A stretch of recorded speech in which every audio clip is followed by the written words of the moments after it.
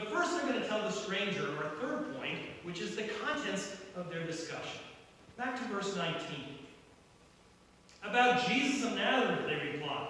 He was a prophet, powerful in word and deed before God and all the people. The chief priests and our rulers handed him over to be sentenced to death, and they crucified him. But we had hoped that he was the one who was going to redeem Israel. And what is more, it is the third day since all this took place. In addition, some of our women amazed us. They went to the tomb early this morning, but didn't find his body. They came and told us that they had seen a vision of angels who said he was alive.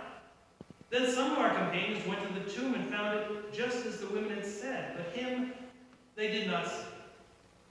Now Luke clearly states that both of them are responding to Jesus' question.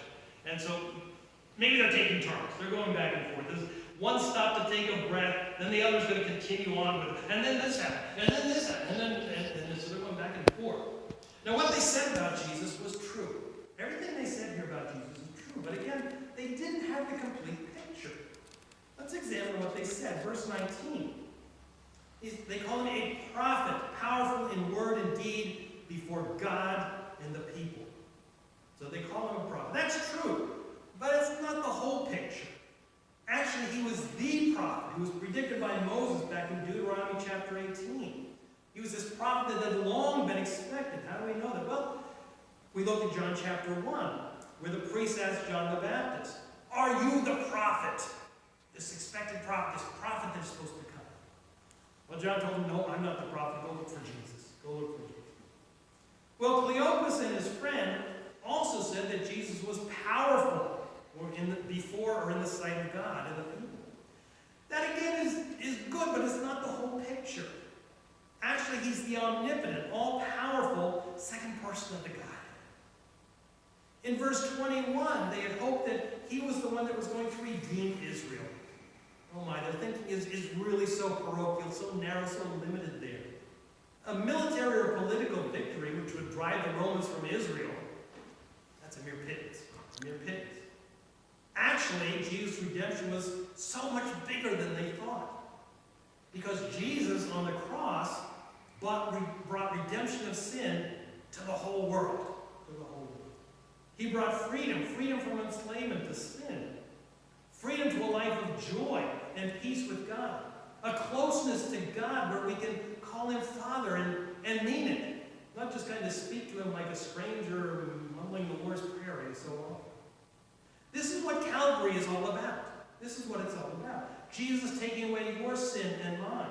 Taking the punishment we deserve. Paying the penalty of our sins himself.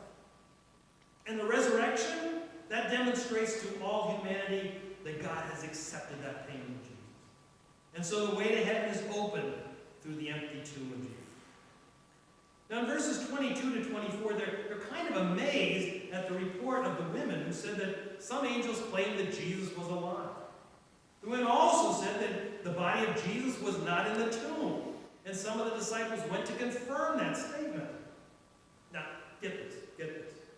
Can you see Cleopas and his buddy looking right at Jesus and saying, "His body is missing. Where could it be? Where could it be?" I think the Lord had to smile at that. Perhaps he even had to bite his lip to keep from laughing out loud. It's just that ironic that they would say that. Well, we come down to our final point. Our final point, which is an enlightened discussion. An enlightened discussion. Now it is Jesus' turn. Now it's his turn. Now he's going to correct their thinking and give them the greatest Bible lesson ever taught. He mildly rebukes them for being so obtuse. During his earthly ministry, he clearly taught that he was going to be crucified and raised from the dead, but somehow those lessons just didn't seem to sink in. He calls them foolish, which just implies an unwillingness to use one's mental faculties in order to understand. He also says that they're slow of heart, meaning they're just too slow in comprehending what's going on. During this lesson, however, their hearts are going to burn within them, as they will later testify. No slowness of heart then. Not that point. Just a desire for more. Oh, tell us some more. Tell us some more. Let me pause for a moment and ask, do you have that desire for more? Do you have that desire for more? I'm going to finish up here in a few minutes for church, but Would you like to hear more about Jesus? Yes, I need to learn more about Jesus. Starting tomorrow, I'm going to read the Bible. Do it every day. Get closer. Have that desire for me. But it was not only from his teaching over the 3 years on earth, but also the scriptures themselves that taught the Messiah had to suffer and then enter into his glory. All that from the Old Testament that he's getting and teaching them. Now, on the remaining miles to Emmaus, Jesus is teaching them the scriptures in a way that they had never heard before. Not like the rabbis had done. This is really different.